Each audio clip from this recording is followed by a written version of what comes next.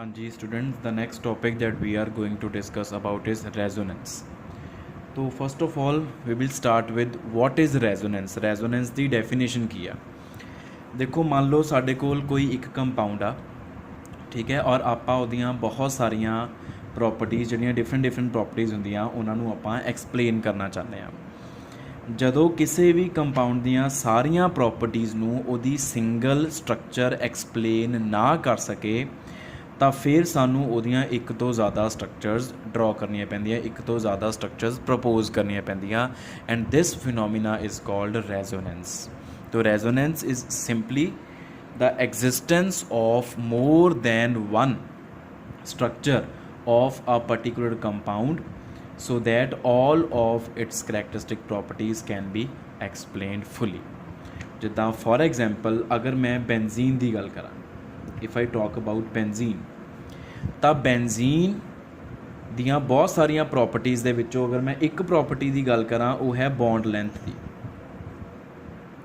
ਜਦੋਂ ਮੈਂ ਬੈਂਜ਼ੀਨ ਦੀ bond length ਨੂੰ ਐਕਸਪੈਰੀਮੈਂਟਲੀ ਫਾਈਂਡ ਕੀਤਾ ਤਾਂ ਬੈਂਜ਼ੀਨ ਦੀ ਜਿਹੜੀ ਬੌਂਡ ਲੈਂਥ ਆ ਉਹ ਦੇਖੀ ਗਈ 134 ਪੀਕੋਮੀਟਰਸ, 139.7 ਪੀਕੋਮੀਟਰਸ। ਬੈਂਜ਼ੀਨ ਦੇ ਵਿੱਚ ਜਿਹੜੀ ਬੌਂਡ ਲੈਂਥ ਦੇਖੀ ਗਈ ਕਾਰਬਨ ਬੌਂਡ ਦੀ ਉਹ ਦੇਖੀ ਗਈ 139.7 ਪੀਕੋਮੀਟਰਸ।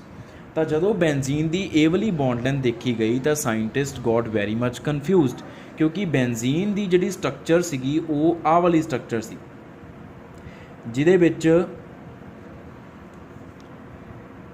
3 ਡਬਲ ਬੌਂਡਸ ਆ ਜਾਂਦੇ ਆ ਤੇ 3 ਸਿੰਗਲ ਬੌਂਡਸ ਆ ਜਾਂਦੇ ਆ। ਹੁਣ ਇਹਦੇ 'ਚ ਦੋ ਤਰ੍ਹਾਂ ਦੇ ਬੌਂਡਸ ਆ, 3 ਬੌਂਡਸ, 3 ਬੌਂਡ ਜਿਹੜੇ ਆ ਉਹ ਹੈਗੇ ਆ ਕਾਰਬਨ ਸਿੰਗਲ ਬੌਂਡਸ, ਤੇ 3 ਬੌਂਡਸ ਜਿਹੜੇ ਹੈਗੇ ਆ ਉਹ ਹੈਗੇ ਆ ਕਾਰਬਨ ਡਬਲ ਬੌਂਡਸ। ਤੇ ਸਿੰਗਲ ਬੌਂਡ ਦੀ ਲੈਂਥ ਹਮੇਸ਼ਾ ਜ਼ਿਆਦਾ ਹੁੰਦੀ ਆ, ਡਬਲ ਬੌਂਡ ਦੀ ਲੈਂਥ ਹਮੇਸ਼ਾ ਘੱਟ ਹੁੰਦੀ ਆ। ਤੇ ਜੋ ਸਾਇੰਟਿਸਟ ਸੋਚਦੇ ਸੀ ਉਹ ਇਹ ਸੀ ਕਿ ਜਿਹੜੇ ਕਾਰਬਨ ਸਿੰਗਲ ਬੌਂਡਸ ਆ, 3 ਬੌਂਡਸ ਆ, ਉਹਨਾਂ ਦੀ ਜਿਹੜੀ ਲੈਂਥ ਆਲਵੇਜ਼ ਦੇਖੀ ਜਾਂਦੀ ਉਹ ਹੁੰਦੀ 154 ਪੀਕੋਮੀਟਰਸ, ਤੇ ਜਿਹੜਾ ਕਾਰਬਨ ਡਬਲ ਬੌਂਡ ਹੁੰਦਾ ਉਹਦੀ ਹੁੰਦੀ ਆ 134 ਪੀਕੋਮੀਟਰਸ। ਤੋ ਸਾਇੰਟਿਸਟ ਜਿਹੜੇ ਆ ਉਹਨਾਂ ਨੇ ਇਹ ਸੋਚਿਆ ਕਿ ਬੈਂਜ਼ੀਨ ਦੇ ਵਿੱਚ ਜਿਹੜੇ 6 ਬੌਂਡਸ ਆ ਉਹਨਾਂ 'ਚੋਂ 3 ਬੌਂਡਸ ਦੀ ਲੈਂਥ 134 ਪੀਕੋਮੀਟਰ ਆਉਣੀ ਚਾਹੀਦੀ ਐਕਸਪੈਰੀਮੈਂਟਲੀ, ਤੇ 3 ਬੌਂਡਸ ਦੀ 154 ਆਉਣੀ ਚਾਹੀਦੀ ਆ।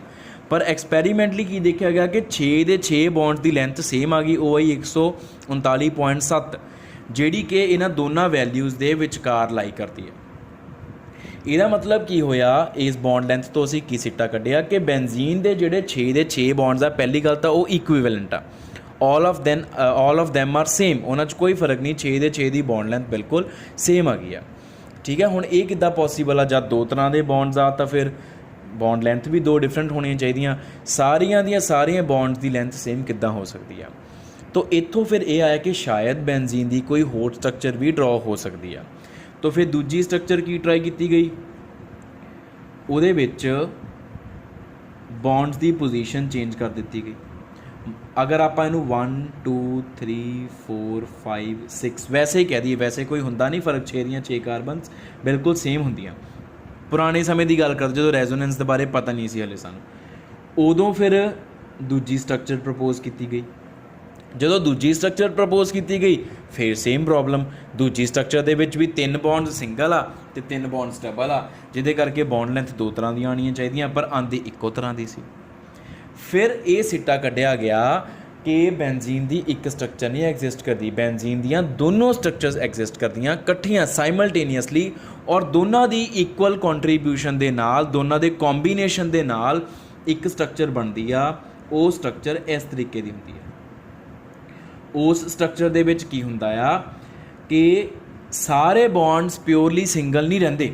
ਜਿੱਦਾਂ 1 and 2 ਦਾ ਪਹਿਲੀ ਸਟਰਕਚਰ ਡਬਲ ਆ, 1 and 2 ਦਾ ਦੂਜੀ ਸਟਰਕਚਰ ਸਿੰਗਲ ਹੋ ਗਿਆ। 1 and 2 ਸਿੰਗਲ ਤੇ ਡਬਲ ਦੇ ਵਿਚਾਲੇ ਐਗਜ਼ਿਸਟ ਕਰਦਾ, ਮਤਲਬ 1 and 2 ਬੌਂਡ ਜਿਹੜਾ ਆ ਉਹਦੇ ਕੋਲ ਹੁਣ ਡਬਲ ਬੌਂਡ ਦਾ ਥੋੜ੍ਹਾ ਜਿਹਾ ਕਰੈਕਟਰ ਆ ਗਿਆ, ਉਹਨੂੰ ਬੋਲਦੇ ਆ ਪਾਰਸ਼ੀਅਲ ਡਬਲ ਬੌਂਡ ਕਰੈਕਟਰ।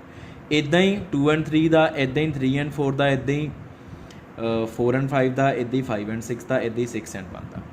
ਸਾਰੇ ਬੌਂਡ ਦੇ ਕੋਲ ਪਾਰਸ਼ੀਅਲ ਡਬਲ ਬੌਂਡ ਕਰੈਕਟਰ ਆ ਗਿਆ ਔਰ ਇਕੁਅਲ ਕਰੈਕਟਰ ਆਇਆ, ਔਰ ਇਸ ਬੈਂਜ਼ੀਨ ਦੀ ਸਟਰਕਚਰ ਨੂੰ ਫਿਰ ਅਸੀਂ ਇੱਦਾਂ ਲਿਖਣਾ ਸ਼ੁਰੂ ਕੀਤਾ।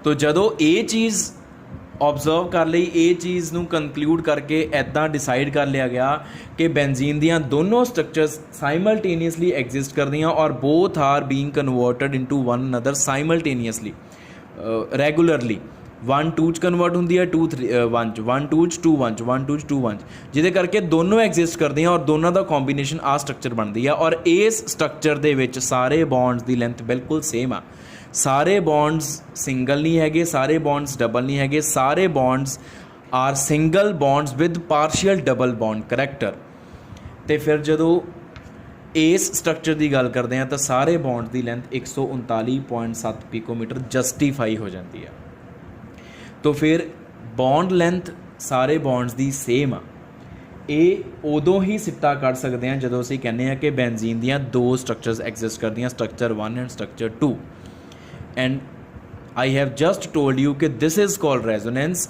ਕਿ ਜਦੋਂ ਕਿਸੇ ਕੰਪਾਊਂਡ ਦੀਆਂ ਇੱਕ ਤੋਂ ਜ਼ਿਆਦਾ ਸਟਰਕਚਰਸ ਐਗਜ਼ਿਸਟ ਕਰਨ ਉਹਦੀਆਂ ਸਾਰੀਆਂ ਪ੍ਰੋਪਰਟੀਜ਼ ਨੂੰ ਐਕਸਪਲੇਨ ਕਰਨ ਲਈ that phenomena is called resonance so benzene is representing a best example of resonance ਜਿਹੜੀ ਆ 1 ਐਂਡ 2 ਸਟਰਕਚਰ ਨੂੰ ਕੰਬਾਈਨ ਕਰਕੇ ਸਟਰਕਚਰ ਬਣੀਆਂ ਬੇਟਾ ਇਹਨੂੰ ਅਸੀਂ ਬੋਲਦੇ ਹਾਂ ਰੈਜ਼ੋਨੈਂਸ ਹਾਈਬ੍ਰਿਡ ਇਸ ਸਟਰਕਚਰ ਨੂੰ ਅਸੀਂ ਰੈਜ਼ੋਨੈਂਸ ਹਾਈਬ੍ਰਿਡ ਦਾ ਨਾਮ ਦੇਵਾਂਗੇ ਆ ਦੋਨੋਂ ਸਟਰਕਚਰ ਰੈਜ਼ੋਨੈਂਸ ਹਾਈਬ੍ਰਿਡ ਆ ਤੋ ਜਦੋਂ ਕਦੀ ਵੀ ਤੁਹਾਨੂੰ ਕੋਈ ਪੁੱਛੇ ਬੈਂਜ਼ੀਨ ਦੇ ਵਿੱਚ ਆ ਸਰਕਲ ਜਾਂ ਕਿਉਂ ਪਾਇਆ ਹੁੰਦਾ ਸਰਕਲ ਦਾ ਮਤਲਬ ਹੁੰਦਾ ਵਾ partial double bond character is had by all the CC bonds ਇਹ ਪਾਰਸ਼ੀਅਲ ਡਬਲ ਬੌਂਡ ਕਰੈਕਟਰ ਨੂੰ ਹੀ ਡਿਸਕ੍ਰਾਈਬ ਕਰਦਾ ਜਿਹੜਾ ਸਰਕਲ ਪਾਇਆ ਹੋਇਆ ਸੀ तो ये बेटा ਰੈਜ਼ੋਨੈਂਸ ਦੀ ਡੈਫੀਨੇਸ਼ਨ ਆ ਤੇ ਰੈਜ਼ੋਨੈਂਸ ਦੀ ਇੱਕ ਐਗਜ਼ਾਮਪਲ ਹੋ ਗਈ ਸਾਡੇ ਕੋਲ ਹੋਰ ਸਾਡੇ ਕੋਲ ਰੈਜ਼ੋਨੈਂਸ ਦੀਆਂ ਬਹੁਤ ਸਾਰੇ ਐਗਜ਼ਾਮਪਲਸ ਆ ਤੋ ਰੈਜ਼ੋਨੈਂਸ ਬੇਟਾ ਅਗਰ ਅਸੀਂ ਗੱਲ ਕਰੀਏ it is nothing but the delocalization of bonds ਜਿਹੜੀ ਕਿ ਆਪਾਂ ਆਲਰੇਡੀ ਪੜ੍ਹ ਚੁੱਕੇ ਹਾਂ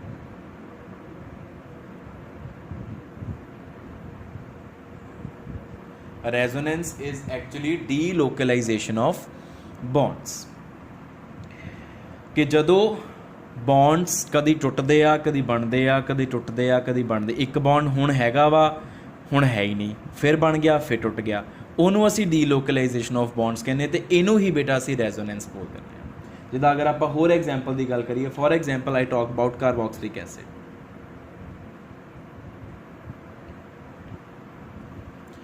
RCOOH this is a molecule of carboxylic acid ਠੀਕ ਹੈ ਇੱਥੇ ਕੀ ਆਕਸੀਜਨ ਦੇ ਕੋਲ ਆ ਦੋ ਲੋਨ ਪੇਅਰਸ ਪਏ ਹੁਣ ਇਹਦੇ ਵਿੱਚ ਡੀਲੋਕਲਾਈਜੇਸ਼ਨ ਆਫ ਬੌਂਡਸ ਕਿੱਦਾਂ ਹੁੰਦੀ ਆ ਇਹਦੇ ਵਿੱਚ ਰੈਜ਼ੋਨੈਂਸ ਕਿੱਦਾਂ ਹੁੰਦੀ ਆ ਹੈਗਾ C ਡਬਲ ਬੌਂਡ O ਆ ਹੈਗਾ C ਸਿੰਗਲ ਬੌਂਡ O ਇਸ ਆਕਸੀਜਨ ਨੇ ਕਾਰਬਨ ਨੂੰ ਕਹਿਣਾ ਆ ਕਿ ਜੇ ਤੂੰ ਉਹ ਵਾਲੀ ਆਕਸੀਜਨ ਦੇ ਨਾਲ ਡਬਲ ਬੌਂਡ ਬਣਾ ਸਕਦੀ ਆ ਤਾਂ ਮੇਰੇ ਨਾਲ ਕਿਉਂ ਨਹੀਂ ਡਬਲ ਬੌਂਡ ਬਣਾ ਸਕਦੀ ਠੀਕ ਹੈ तो फिर इस कार्बन ने सोचना गल तो ठीक है तो फिर इत्थों रैजोनेंस का जोड़ा पॉइंट आ अपने माइंड कि रैजोनेंस असीं किद्दां ड्रॉ करनी है ये स्टार्ट हो जाना अदरवाइज ये इदां गल्लां नहीं करते कार्बन तो ऑक्सीजन ये सिर्फ तुहानूं समझाउण वास्ते कि रैजोनेंस किद्दां स्टार्ट करनी है तो इस कार्बन तो ऑक्सीजन का डबल बॉन्ड बनाने के लिए सानूं आ एक बॉन्ड तोड़ना पएगा ताकि कार्बन के 4 बॉन्ड्स रहन तो जदों असीं आ बॉन्ड नूं तोड़ना वा तो तोड़ के इलैक्ट्रॉन हमेशा ऑक्सीजन लैके जाओ क्योंकि वो इलैक्ट्रोनैगेटिव आ तो आ बॉन्ड टुट गया तो एरो नूं समझण दी कोशिश करो दोनों इलैक्ट्रॉन्स ओ कोल चले गए जिहदे करके इस कार्बन के उपर आ गया पॉजिटिव चार्ज ठीक है हुण इस ऑक्सीजन के कोल इलैक्ट्रॉन एक्सट्रा पे आ उन्हें अपना लोन पेयर इत्थे शेयर कर लिया कार्बन के नाल ताकि कार्बन की इलैक्ट्रॉन डेफिशिएंसी भी कंप्लीट हो जाए कार्बन ते इलैक्ट्रॉन डेफिशिएंसी क्यों आई क्योंकि ऑक्सीजन इलैक्ट्रॉन लैके गया तो रैजोनेंस शुरू हो गई हुण इत्थे C ते O दा बॉन्ड हो गया सिंगल तो O दे उपर आ गया नैगेटिव चार्ज इत्थे C ते O दा बॉन्ड हो गया डबल तो O दे उपर आ गया positive charge this is resonance and this is delocalization of bond you can see कि in structure 1 there is double bond between carbon and oxygen of carbonyl group and in structure number 2 there is double bond between carbon and oxygen is of hydroxy group ठीक है। अगर तुसी numbering करनी है oxygen 1 इनू oxygen 2 कह के उस तरीके नाल भी लिख सकते हैं अपनी मर्जी होंदी है इस तरीके नाल बेटा रेजोनेंस होंदी है ठीक है। Resonance is what it is delocalization of bonds. होर एग्जाम्पल लैनी है ब्यूटाडाईन की ले लो 1,3 ब्यूटाडाईन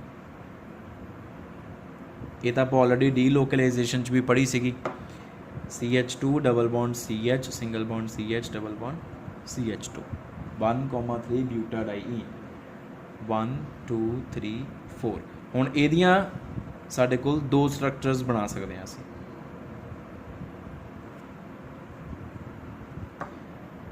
ਹੁਣ ਪਹਿਲੀ ਸਟਰਕਚਰ ਦੇਖੋ ਕਿੱਦਾਂ ਬਣਾ, ਆ ਤਾਂ ਪਹਿਲੀ ਹੋ ਗਈ, ਚਲੋ ਬਾਕੀ ਕਿੱਦਾਂ ਬਣਾ ਸਕਦੇ ਹਾਂ।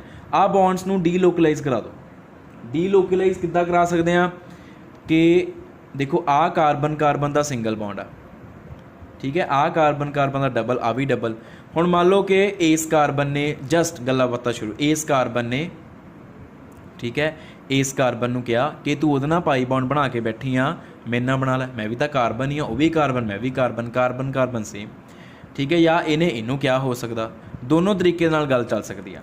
ਮੰਨ ਲਓ ਪਹਿਲਾਂ ਇਸ ਕਾਰਬਨ ਨੇ ਇਸ ਕਾਰਬਨ ਨੂੰ ਕਹਿਤਾ, ਆਪਾਂ ਨੰਬਰਿੰਗ ਕਰ ਲੈਂਦੇ ਹਾਂ, ਥਰਡ ਕਾਰਬਨ ਨੇ ਸੈਕਿੰਡ ਕਾਰਬਨ ਨੂੰ ਕਿਹਾ ਕਿ ਤੂੰ ਮੇਰੇ ਨਾਲ ਪਾਈ ਬੌਂਡਿੰਗ ਬਣਾ, ਤੂੰ ਫਸਟ ਨਾਲ ਕਿਉਂ ਬਣਾਈ ਹੋਈ ਆ, ਤਾਂ ਫਿਰ ਸੈਕਿੰਡ ਮੰਨ ਗਈ, ਕਹਿੰਦੀ ਚਲੋ ਠੀਕ ਹੈ ਮੈਂ ਤੇਰੇ ਨਾਲ ਬੌਂਡਿੰਗ ਕਰ ਲੈਂਦੀ ਹਾਂ। ਤਾਂ ਥਰਡ ਨੇ ਕਿਹਾ ਕਿ ਚੱਲ ਤੂੰ ਇੱਦਾਂ ਕਰ, ਜਿਹੜੇ ਪਾਈ ਇਲੈਕਟ੍ਰੋਨਸ ਆ ਨਾ ਉਹ ਤੂੰ ਮੇਰੇ ਵੱਲ ਲਿਆ, ਮੈਂ ਆਹ ਵਾਲੇ ਪਾਈ ਇਲੈਕਟ੍ਰੋਨਸ ਫੋਰਥ ਕਾਰਬਨ ਨੂੰ ਦੇ ਦੂੰਗੀ, ਦੋਨੋਂ ਇਲੈਕਟ੍ਰੋਨਸ। ਤਾਂ ਸੈਕਿੰਡ ਕਾਰਬਨ ਨੇ ਹਾਂ ਕਰਤੀ, ਤਾਂ ਫਿਰ ਆਹ ਸਟਰਕਚਰ ਬਣੀ। ਇੱਥੇ ਆ ਗਿਆ ਪੋਜ਼ਿਟਿਵ ਚਾਰਜ, ਠੀਕ ਹੈ, ਇੱਥੇ ਹੋ ਗਿਆ ਸਿੰਗਲ ਬੌਂਡ, ਇੱਥੇ ਹੋ ਗਿਆ ਡਬਲ ਬੌਂਡ, ਇੱਥੇ ਵੀ ਸਿੰਗਲ ਬੌਂਡ, ਇੱਥੇ ਆ ਗਿਆ negative charge. Negative charge means 2 electrons ਆ ਪਾਈ ਬੌਂਡ ਵਾਲੇ, ਆ ਚੀਜ਼ ਹੋਈ ਆ ਬੌਂਡ ਇੱਥੇ ਸ਼ਿਫਟ ਹੋ ਗਿਆ, ਆ ਬੌਂਡ ਇੱਥੇ ਸ਼ਿਫਟ ਹੋ ਗਿਆ। ਹੁਣ ਦੂਸਰੇ ਤਰੀਕੇ ਨਾਲ ਵੀ ਇਹ ਗੱਲ ਚੱਲ ਸਕਦੀ ਆ ਕਿ ਸੈਕਿੰਡ ਨੇ ਥਰਡ ਨਾਲ ਗੱਲ ਕਰਨੀ ਸ਼ੁਰੂ ਕੀਤੀ ਕਿ ਥਰਡ ਕਾਰਬਨ ਤੂੰ ਫੋਰਥ ਕਾਰਬਨ ਆ ਪਾਈ ਬੌਂਡ ਬਣਾ ਕੇ ਬੈਠੀ ਆ, ਮੇਰੇ ਨਾਲ ਬਣਾ ਲੈ, ਠੀਕ ਹੈ ਨਾ, ਵੀ ਮੈਂ ਜਿਹੜਾ 1 ਐਂਡ 2 ਵਾਲੇ ਪਾਈ ਇਲੈਕਟ੍ਰੋਨਸ ਉਹ 1 ਨੂੰ ਦੇ ਦੂੰਗੀ। ਤਾਂ ਉਸ ਤਰੀਕੇ ਨਾਲ ਵੀ ਹੋ ਸਕਦਾ ਕਿ ਨੈਗੇਟਿਵ ਚਾਰਜ ਇੱਧਰ ਵੀ ਆ ਸਕਦਾ।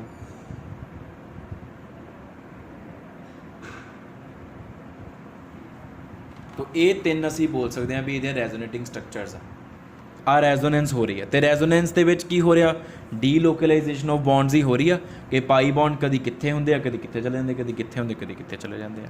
ਦਿਸ is delocalization of bonds. Fine, ਇਹ ਆਪਾਂ ਆਲਰੇਡੀ ਵੀ ਡਿਸਕਸ ਕੀਤਾ ਹੋਇਆ।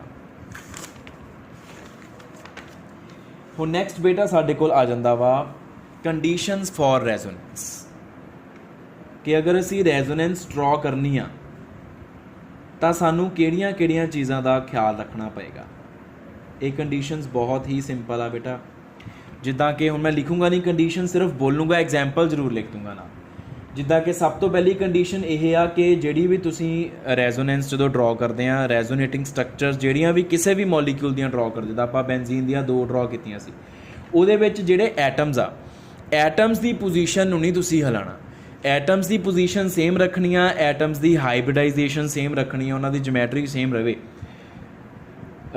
ਲੇਕਿਨ ਸਿਰਫ ਔਰ ਸਿਰਫ ਤੁਸੀਂ ਜਿਹੜੇ ਇਲੈਕਟ੍ਰੋਨਸ ਆ ਉਹਨਾਂ ਦੀ ਪੋਜੀਸ਼ਨ ਚੇਂਜ ਕਰ ਸਕਦੇ ਆ। ਤੁਸੀਂ ਐਟਮਸ ਦੀ ਹਾਈਬ੍ਰਿਡਾਈਜੇਸ਼ਨ ਜਾਂ ਐਟਮਸ ਦੀ ਜਿਹੜੀ ਪੋਜੀਸ਼ਨ ਆ, ਐਟਮਸ ਦੀ ਜਿਹੜੀ ਅਰੇਂਜਮੈਂਟ ਆ, ਉਹ ਚੇਂਜ ਨਹੀਂ ਕਰ ਸਕਦੇ। ਇਹ ਰੈਜ਼ੋਨੈਂਸ ਡਰਾ ਕਰਨ ਦੀ ਪਹਿਲੀ ਕੰਡੀਸ਼ਨ ਆ। ਜਿੱਦਾਂ ਕਿ ਤੁਸੀਂ ਬੈਂਜ਼ੀਨ ਵਾਲੇ ਕੇਸ 'ਚ ਦੇਖ ਹੀ ਲਿਆ ਸੀ ਕਿ ਜਿੱਥੇ 1 2 3 4 5 6 ਕਾਰਬਨ ਹੈਗੀਆਂ, ਦੂਜੀ ਸਟਰਕਚਰਸ ਵੀ ਉੱਥੇ ਹੀ ਆ ਔਰ ਰੈਜ਼ੋਨੈਂਸ ਹਾਈਬ੍ਰਿਡ 'ਚ ਵੀ ਉੱਥੇ ਹੀ ਆ। 1 ਐਂਡ 2 ਦੇ ਵਿੱਚ ਸਿਰਫ ਪਾਈ ਬੌਂਡ ਦਾ ਜਿਹੜਾ ਪੋਜੀਸ਼ਨ ਆ ਪਾਈ ਬੌਂਡ ਦੀ, ਉਹ 'ਚ ਫਰਕ ਆਇਆ ਵਾ। ਕਾਰਬਨ ਜਿਹੜੇ ਐਟਮਸ ਆ ਉਹਨਾਂ ਦੀ ਅਰੇਂਜਮੈਂਟ 'ਚ ਕੋਈ ਫਰਕ ਨਹੀਂ ਆਇਆ, ਠੀਕ ਹੈ। ਸੈਕਿੰਡ ਕੰਡੀਸ਼ਨ ਕੀ ਆ ਕਿ ਜਿੰਨੀਆਂ ਵੀ ਰੈਜ਼ੋਨੇਟਿੰਗ ਸਟਰਕਚਰਸ ਤੁਸੀਂ ਡਰਾ ਕਰਦੇ ਆ ਉਹਨਾਂ ਦੀ એનર્ਜੀ ਜਿਹੜੀ ਆ ਉਹ ਆਲਮੋਸਟ ਸੇਮ ਰਹਿਣੀ ਚਾਹੀਦੀ। ਹੁਣ એનર્ਜੀ ਅਸੀਂ ਦੇਖ ਤਾਂ ਸਕਦੇ ਨਹੀਂ ਕਿ ਇਹਦੀ ਕਿੰਨੀ ਆ, ਤਾਂ ਅਸੀਂ ਵੈਸੇ ਕਹਿ ਦਿੰਦੇ ਹਾਂ ਕਿ ਆਲਮੋਸਟ ਸੇਮ ਹੀ ਹੁੰਦੀ ਹੈ ਸਭ ਦੀ એનર્ਜੀ, ਠੀਕ ਹੈ। ਤੀਸਰੀ ਕੰਡੀਸ਼ਨ ਕੀ ਆ ਸਾਡੇ ਕੋਲ, ਤੀਸਰੀ ਕੰਡੀਸ਼ਨ ਇਹ ਆ ਕਿ ਰੈਜ਼ੋਨੇਟਿੰਗ ਸਟਰਕਚਰਸ ਜਿਹੜੀਆਂ ਤੁਸੀਂ ਡਰਾ ਕੀਤੀਆਂ ਵਾ 1 2 3 ਜਿੰਨੀਆਂ ਵੀ ਡਰਾ ਕੀਤੀਆਂ, ਉਹਨਾਂ ਸਟਰਕਚਰਸ ਦੇ ਵਿੱਚ ਨੰਬਰ ਆਫ ਇਲੈਕਟ੍ਰੋਨਸ ਸੇਮ ਰਹਿਣੇ ਚਾਹੀਦੇ ਆ। ਨੰਬਰ ਆਫ ਇਲੈਕਟ੍ਰੋਨ ਸੇਮ ਰਹਿਣ, ਚਾਹੇ ਉਹ ਇਹ ਹੋ ਸਕਦਾ ਕਿ ਇੱਕ ਸਟਰਕਚਰ ਦੇ ਵਿੱਚ ਉਹਨਾਂ ਦਾ ਪੇਅਰ ਬਣਿਆ ਹੋਇਆ ਅਤੇ ਦੂਜੀ ਸਟਰਕਚਰ ਦੇ ਵਿੱਚ ਉਹ ਅਨਪੇਅਰਡ ਹੋ ਗਿਆ, ਉਹਦੇ ਨਾਲ ਕੋਈ ਫਰਕ ਨਹੀਂ ਪੈਂਦਾ, ਲੇਕਿਨ number of electrons should remain same whether in paired form or in unpaired form, ਉਹ ਨਹੀਂ ਚੇਂਜ ਹੋਣੇ ਚਾਹੀਦੇ। ਜਿੱਦਾਂ ਫॉर ਐਗਜ਼ਾਮਪਲ ਆ ਦੇਖੋ, ਆ 1,3 ਬਿਊਟਾਡਾਈਨ ਦੀ ਹੀ ਮੈਂ ਐਗਜ਼ਾਮਪਲ ਲੈ ਲਈ, ਠੀਕ ਹੈ। ਇਹਦੀ ਮੈਂ ਇੱਕ ਹੋਰ ਸਟਰਕਚਰ ਡਰਾ ਕਰ ਸਕਦਾ, ਉਹ ਇਹ ਸਟਰਕਚਰ ਡਰਾ ਕਰ ਸਕਦਾ ਕਿ ਆ ਪਾਈ ਬੌਂਡ ਨੂੰ ਤੋੜਤਾ। ਆ ਪਾਈ ਬੌਂਡ ਨੂੰ ਕਿੱਦਾਂ ਤੋੜਿਆ, ਹੋਮੋਲੈਟਿਕ ਫਿਜ਼ਨ ਕਰਾਈ ਆ ਮੈਂ, ਇੱਕ ਇਲੈਕਟ੍ਰੋਨ ਇਹਨੂੰ ਵਾਪਸ ਕਰਤਾ, ਇੱਕ ਇਲੈਕਟ੍ਰੋਨ ਇਹਨੂੰ ਵਾਪਸ ਕਰਤਾ, ਇੱਦਾਂ ਹੀ ਇੱਕ ਇਲੈਕਟ੍ਰੋਨ ਇਹਦੇ ਕੋਲ ਆ ਗਿਆ, ਇੱਕ ਇਲੈਕਟ੍ਰੋਨ ਇਹਦੇ ਕੋਲ ਆ ਗਿਆ। ਹੁਣ ਕੀ ਹੋਇਆ, CH2 ਦੇ ਇੱਕ ਡਾਟ ਪਾਈ, ਡਾਟ ਦਾ ਮਤਲਬ ਕੀ ਹੁੰਦਾ, ਸਿੰਗਲ ਇਲੈਕਟ੍ਰੋਨ, ਇੱਥੇ ਹੋ ਗਿਆ single bond CH CH CH2, ਇੱਥੇ ਵੀ ਸਿੰਗਲ ਡਾਟ, ਇਹਨਾਂ ਦੋਨਾਂ ਤੇ ਵੀ मैं सिंगल डॉट पा सकता वा, लेकिन मैं पाई नहीं क्योंकि इन्हां दोनों ने फिर आपस दे विच उस उन्हां इलैक्ट्रॉन्स नूं शेयर करके एक पाई बॉन्ड बना लिया। हुण तुसीं नंबर ऑफ इलैक्ट्रॉन्स काउंट कर लो, जे अगर कल्ले बॉन्ड्स देखने तो 1 2 3 4 5 6, वैसे हाइड्रोजन के नाल भी बॉन्ड्स आए, सिर्फ पाई इलैक्ट्रॉन की गल कर लो, 2 आह वाले तो 2 आह वाले, कितने हो गए 4। इधर देख लो 1 2 तो 2 इस पाई बॉन्ड पे 4, तो इधर भी 4 पाई इलैक्ट्रॉन्स आ, इधर भी वो 4 के 4 रहे।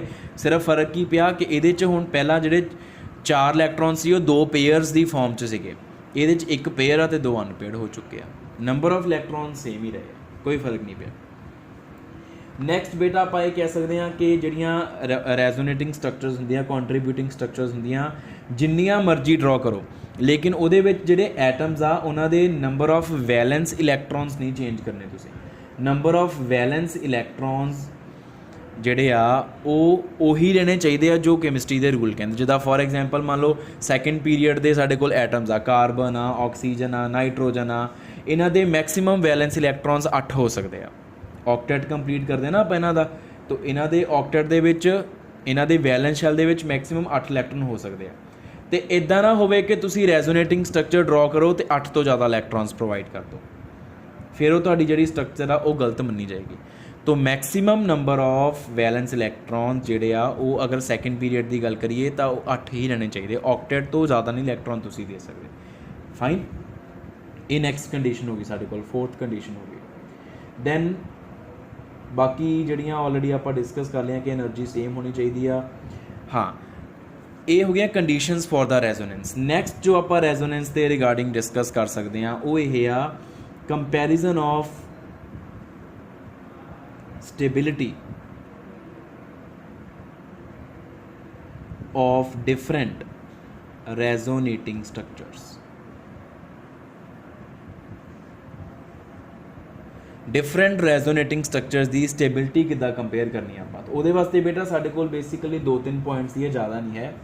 जिद्दां कि अगर आपां सब तो पहले पॉइंट की गल करिए तो सब तो पहले पॉइंट दे विच आपां ये कह सकते हैं कि जिहड़ी structure they which charge separate हो गया, मान लो 2 स्ट्रक्चर का, एक न्यूट्रल आ, एक दे विच चार्ज आ गया, सैपरेट हो गए पॉजिटिव तो नैगेटिव चार्ज, वो स्ट्रक्चर हमेशा अनस्टेबल होएगी। जिहदे विच चार्ज की सैपरेशन हो जाती है, that structure is always less stable. जिदा फॉर एग्जाम्पल मैं ब्यूटाडाइन की एग्जाम्पल ले ला, आ ब्यूटाडाइन की पहली स्ट्रक्चर आ, ठीक है, आ मैं दूजी स्ट्रक्चर ड्रॉ करती।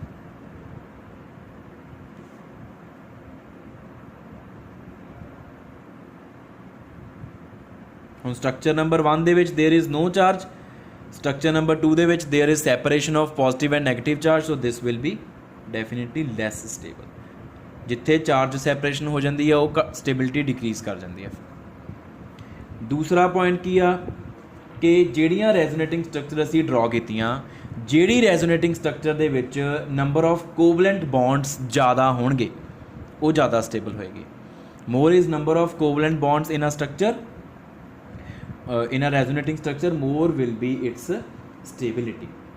तो जिद्दां फॉर एग्जाम्पल हुण मैं अगर इहदी ही गल कर ला, तो इहदे विच फस्ट स्ट्रक्चर दे विच तुसीं बॉन्ड्स काउंट कर लो, total number of covalent bonds 2 carbon दे हाइड्रोजन 2 3 4 5 6 7 8 9 10 11, टोटल 11 वा इहदे च कोवलेंट बॉन्ड्स पहली स्ट्रक्चर दे विच, ठीक है। दूजी स्ट्रक्चर च काउंट कर लो 2 3 4 5 6 7 8 9 10, ये 10 बॉन्ड्स आ, तो definitely this will be less stable. वैसे भी लैस स्टेबल ही चार्ज सैपरेट हो गया। तो दूजा की आ कि ये कोवलेंट बॉन्ड्स भी तो घट गए ना, एक घट गया कोवलेंट बॉन्ड, इस करके this is less stable. Third condition की आ कि मान लो तुसी रेजोनेटिंग स्ट्रक्चर ड्रॉ कर रहे हैं तो तुसी नैगेटिव चार्ज प्रोवाइड करना, तो नैगेटिव चार्ज उस एटम नूं दो जिहड़ा इलैक्ट्रोनैगेटिव आ। जे तुसी उस एटम नूं नैगेटिव चार्ज दे रहे हो जिहड़ा कि इलैक्ट्रोनैगेटिव नहीं हैगा या घट इलैक्ट्रोनैगेटिव आ दूजे दे कंपैरेटिवली, तो वो स्ट्रक्चर लैस स्टेबल हो जानी है। जिदा फॉर एग्जाम्पल मेरे को कंपाउंड आ, मान लो कोई कीटोन आ, से दिस इज सम कीटोन। हुण मैं आ पाई बॉन्ड नूं तोड़ना आ, ਤਾਂ ਪਾਈ ਬੌਂਡ ਨੂੰ ਤੋੜਨ ਦੇ ਮੇਰੇ ਕੋਲ ਦੋ ਤਰੀਕੇ ਆ। ਪਹਿਲਾ ਤਰੀਕਾ ਕੀ ਆ ਕਿ ਮੈਂ ਤੋੜ ਕੇ O ਨੂੰ ਦੇ ਦੇਵਾਂ ਦੋਨੋਂ ਇਲੈਕਟ੍ਰੋਨਸ, ਜਿਹਦੇ ਕਰਕੇ ਕਾਰਬਨ ਤੇ ਆ ਗਿਆ ਪੋਜ਼ਿਟਿਵ ਚਾਰਜ ਤੇ O ਤੇ ਆ ਗਿਆ ਨੈਗੇਟਿਵ ਚਾਰਜ। ਤੇ ਦੂਸਰਾ ਤਰੀਕਾ ਕੀ ਆ ਕਿ ਮੈਂ ਦੋਨੋਂ ਇਲੈਕਟ੍ਰੋਨ ਕਾਰਬਨ ਨੂੰ ਦੇ ਦਾਂ, ਜਿਹਦੇ ਕਰਕੇ O ਤੇ ਪੋਜ਼ਿਟਿਵ ਚਾਰਜ, ਕਾਰਬਨ ਤੇ ਨੈਗੇਟਿਵ ਚਾਰਜ। ਮੰਨ ਲਓ ਇਹ ਸਟਰਕਚਰ ਨੰਬਰ 1 ਆ, ਸਟਰਕਚਰ ਨੰਬਰ 2 ਆ ਕੀਟੋਨ ਦੀ ਰੈਜ਼ੋਨੇਟਿੰਗ ਸਟਰਕਚਰਸ ਦੇ ਵਿੱਚੋਂ। ਤਾਂ 2 will be more stable. Why? ਕਿਉਂਕਿ 2 ਦੇ ਵਿੱਚ ਨੈਗੇਟਿਵ ਚਾਰਜ O ਦੇ ਉੱਪਰ ਆ ਤੇ 1 ਦੇ ਵਿੱਚ ਨੈਗੇਟਿਵ ਚਾਰਜ C ਦੇ ਉੱਪਰ ਆ, ਐਂਡ O ਤੇ C ਦੇ ਵਿੱਚੋਂ O ਇਜ਼ ਮੋਰ ਇਲੈਕਟ੍ਰੋਨੈਗੇਟਿਵ। ਤੇ ਰੈਜ਼ੋਨੈਂਸ ਦਾ ਰੂਲ ਤਾਂ ਇਹੀ ਕਹਿੰਦਾ ਕਿ ਜ਼ਿਆਦਾ ਇਲੈਕਟ੍ਰੋਨੈਗੇਟਿਵ ਐਟਮ ਜਿਹੜਾ ਹੁੰਦਾ ਵਾ ਉਹਨੂੰ ਹੀ ਨੈਗੇਟਿਵ ਚਾਰਜ ਦਿਓ ਤਾਂ ਸਟੇਬਿਲਿਟੀ ਆਏਗੀ। तो structure number 2 will be more stable, it's contribution towards stability will be more. तो फोर्थ क्राइटेरिया की आ स्टेबिलिटी नूं कंपेयर करन दा, वो ये आ कि अगर तुहाडे कोल एडजैसेंट एटम्स दे उपर चार्ज प्रोड्यूस कर लिया, तुसीं कोई ऐसी स्ट्रक्चर ड्रॉ की जिहदे विच एडजैसेंट मीनस नाल नाल दे नेबरिंग एटम्स दे उपर चार्ज आ गया तो वह अनस्टेबल हो जानी है। ठीक है, not only charge, similar charge, अगर सेम चार्ज आ गया एडजैसेंट पोजीशंस के उपर, एडजैसेंट एटम्स के उपर, नेबरिंग एटम्स के, फिर अनस्टेबल हो जानी वो स्ट्रक्चर। जिदा आ देखो आ एक डाईकीटोन आ, ठीक है। हुण मैनूं इन्ना तां पता भी मैं जदों भी कार्बन ते ऑक्सीजन का बॉन्ड तोड़ना है, मैं उपरों हुणे जस्ट ये चीज़ सीख के आया कि नैगेटिव चार्ज मैं O नूं देना तो पॉजिटिव चार्ज मैं C नूं देना, और ये रेजोनेंस एग्जिस्ट करूगी क्योंकि C ते O दा बॉन्ड पाई बॉन्ड टुट जाता आराम नाल रेजोनेंस च।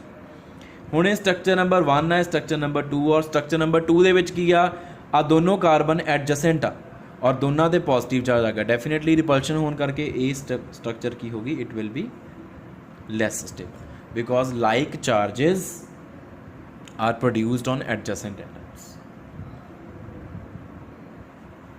तो ये हो गया बेटा साडे कोल there are 4 different criteria to compare the stability of different resonating structures. Fine. इस तो बाद बेटा साडे कोल आ जांदा वा रेजोनेंस हाइब्रिड की चीज़ हुंदी आ। What is resonance hybrid?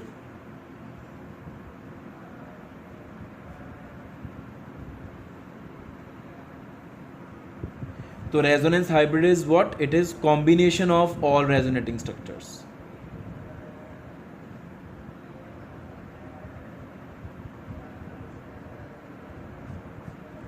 Combination of all resonating structures is called resonance hybrid. जिद्दां बेंजीन दा आपां ड्रॉ कीता सी ना, 2 स्ट्रक्चर्स दा हाइब्रिड ड्रॉ कीता सी कंबाइन करके।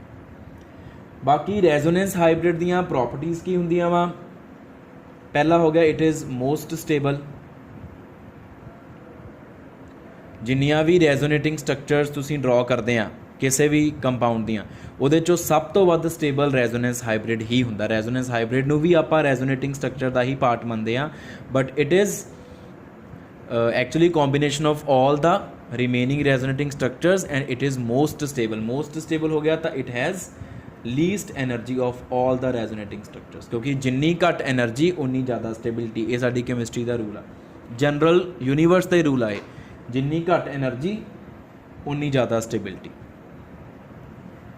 नैक्सट रेजोनेंस हाइब्रिड बारे आपां जो गल कर सकते वो आ कि all the bonds are equivalent. Resonance hybrid दे विच सारे बॉन्ड्स इक्वलेंट हो जाते हैं, उन्हां दी लेंथ सेम हो जाती है। ये भी आप ऑलरेडी डिस्कस करके आए हैं बेंजीन के केस कि सिंगल बॉन्ड 134 सीगा ते डबल बॉन्ड सीगा 154, लेकिन रेजोनेंस हाइब्रिड के सारे बॉन्ड 139.7 पिकोमीटर की लेंथ वाले सीगे, तो बॉन्ड लेंथ सेम होगी, बॉन्ड्स इक्वलेंट हो गए। तो नैक्सट जो आप रेजोनेंस हाइब्रिड बारे गल कर सकते वो है रेजोनेंस एनर्जी। रेजोनेंस एनर्जी की चीज़ आ? हुण मान लो कि साडे कोल किसी भी मॉलीक्यूल दियां 4 रेजोनेटिंग स्ट्रक्चर आ, ते पंजवां हो गया मान लो रेजोनेंस हाइब्रिड। तो 4 रेजोनेटिंग स्ट्रक्चर्स दे विच्चों मान लो जिहड़ी तीसरी वाली आ, उन्हां 4 चों तीसरी दी एनर्जी सब तो घट आ, ठीक है। तो रेजोनेंस हाइब्रिड की एनर्जी उस तो भी घट होएगी, ठीक है। मान लो कि आप एनर्जीज कंपेयर की 5 स्ट्रक्चर्स दी, ठीक है जी।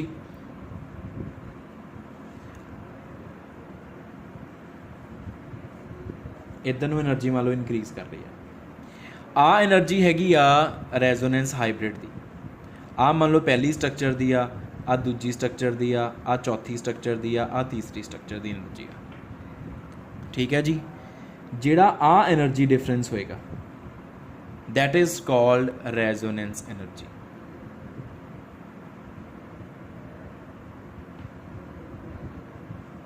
ਇਹਨੂੰ ਅਸੀਂ resonance energy ਬੋਲਦੇ। ਤਾਂ resonance energy is what? It is the difference between the energy of resonance hybrid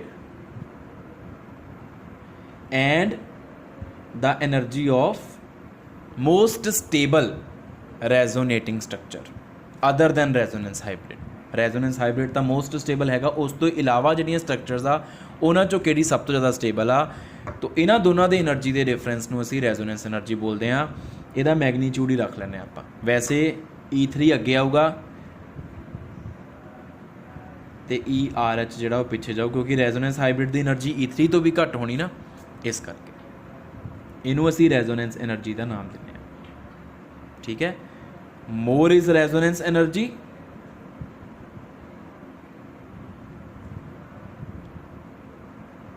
more is the stability of compound। उस कंपाउंड की स्टेबिलिटी उन्नी ज़्यादा होएगी।